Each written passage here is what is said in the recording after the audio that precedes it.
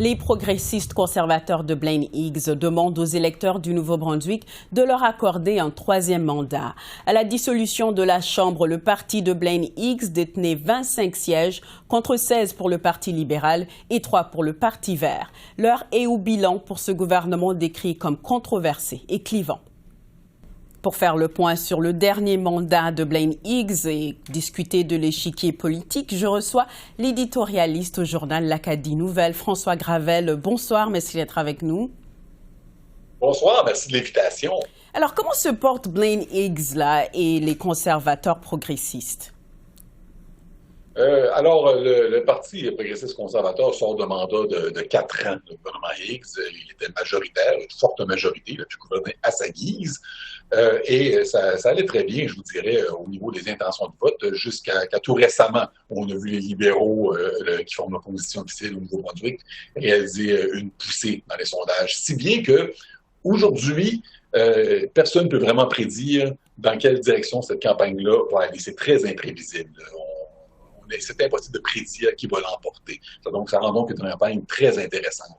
C'est intéressant aussi du fait que le Parti progressiste conservateur est entré dans cette campagne-là divisé. Il y a eu plusieurs députés de longue date, des ministres qui ont claqué la porte ou qui ont été poussés vers la porte de sortie par Blaine Higgs dans les mois qui ont précédé le déclenchement de l'élection. On va voir. Et ça inclut aussi beaucoup de gens de la base, des personnes dans les associations de circonscription qui ont quitté aussi. Et on ne sait pas encore quel genre d'impact que ça va avoir sur le terrain, alors que ce parti-là va tenter de faire sortir le vote dans des circonscriptions où la lutte va être très serrée. Alors justement, on voit dans les sondages avant le début de la campagne électorale que les progressistes conservateurs et les libéraux sont au coude à coude. Est-ce qu'il faut s'attendre à un gouvernement minoritaire? Oh, c'est certainement une possibilité. Et d'ailleurs, parce que le troisième parti au Nouveau-Brunswick, c'est le Parti vert, qui a présentement 3 sièges. Et le Parti vert a lancé sa campagne électorale une journée avant tout le monde hier. Et la question a été posée au chef David Coon. S'il y a un gouvernement minoritaire, allez-vous faire comme le NPD l'a fait au fédéral avec le gouvernement libéral de Justin Trudeau? Et M. Coon a mentionné avoir préparé une liste de conditions, liste qu'il n'avait pas présentée pour le moment, parce que son objectif officiellement, bien sûr, M. Coon a parti à cette formule du gouvernement, n'a pas trouvé de façon de permettre aux libéraux, aux conservateurs de prendre le pouvoir.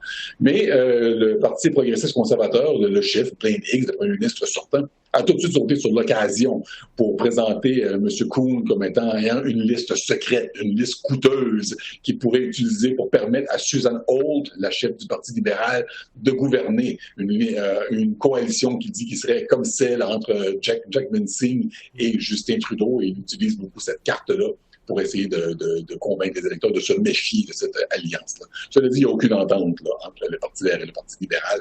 Mais M. Coon lui-même s'est retrouvé dans une situation où il a dû expliquer que, en fait, c'est plus un remue-ménage qu'il a dit. Et même un député vert, Kevin Arsenault, s'est porté à son secours en disant, en fait, notre liste, c'est notre programme électoral qu'on va dévoiler, dans le fond. Il n'y a pas de liste secrète.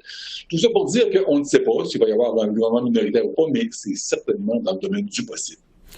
Parlons justement du virage plus à droite par le premier ministre Blaine Higgs. Ça a été tout un tournant. Il y a eu même des heurts dans la province. Est-ce que Blaine Higgs va persister dans cette direction, à votre avis? Oh oui, il est vraiment à fond dans cette direction-là. Ce qui s'est passé ici, c'est qu'on a eu droit, nous, à 2 Blaine Higgs. Le premier, c'était l'ancien ministre des Finances, devenu chef, le gestionnaire, celui qui s'est donné comme priorité de rembourser la dette, de réduire les impôts. Et à la suite de ça, depuis environ 2 ans, je vous dirais, je sais que ça a fait un virage très important dans lequel il s'est beaucoup inspiré, je vous dirais, de la droite de l'Ouest canadien, entre autres. Et il s'attaque maintenant à des sujets beaucoup plus sociaux qui divisent la population. On a vu beaucoup une grande controverse au Nouveau-Brunswick avec la politique 713 sur l'identité de genre dans les écoles. C'est devenu justement un enjeu très important quand Blaine Higgs a décidé, lui, que la politique actuelle n'était pas satisfaisante et il a présenté ça comme étant une bataille pour protéger le droit des parents de savoir ce qui se passe dans les salles de classe. Il y a eu ensuite une présentation sur l'éducation sexuelle dans les écoles et Blaine Higgs a fait une sortie contre le sujet en disant que ça le dégoûtait, qu'il fallait intervenir. Il veut rendre les cours d'éducation sexuelle optionnels pour les parents.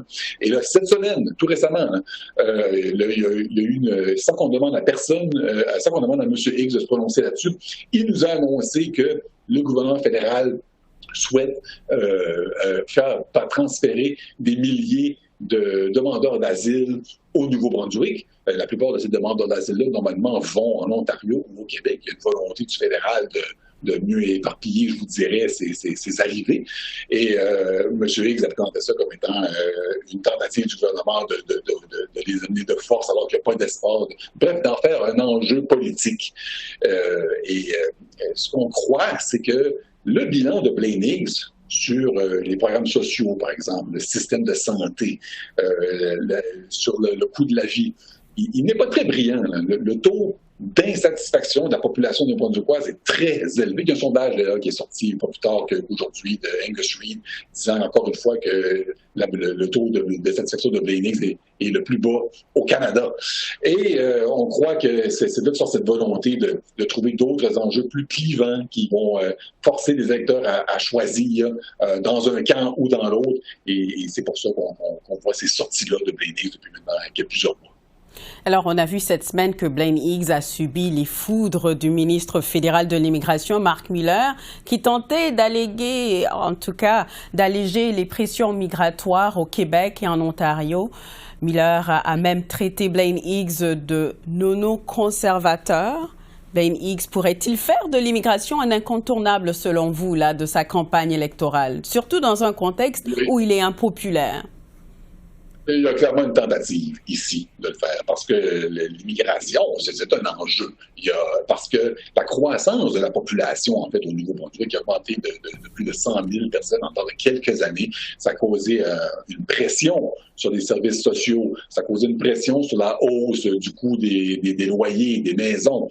Et le Nouveau-Brunswick n'était pas prêt à tout ça.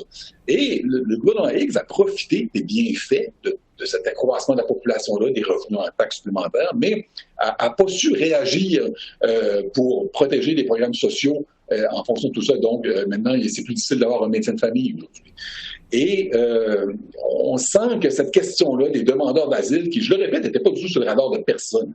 Il y a eu, la première fois que M. Higgs en a parlé, c'est pendant une présentation devant, je crois, soit une chambre de commerce ou un conseil municipal, et il a présenté ça soudainement en disant « Et le gouvernement fédéral veut nous forcer à accueillir des demandeurs d'asile, ne peut pas nous donner de sous pour nous aider à les accueillir, ne nous laisse pas le choix. » Et le fédéral, le ministre Miller a répliqué en disant « Tout ça, il faut.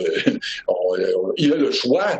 On propose des solutions. Il va y avoir une aide financière. » Et malgré ça, M. Higgs persiste et signe. Il est revenu à la charge au cours d'une présentation à Fredericton, là aussi. Et étant, oui, d'en faire un enjeu, certainement. On n'a pas beaucoup de temps, mais je veux absolument vous parler de la division linguistique au Nouveau-Brunswick qui s'est accentuée au cours de ce dernier mandat de Blaine Higgs.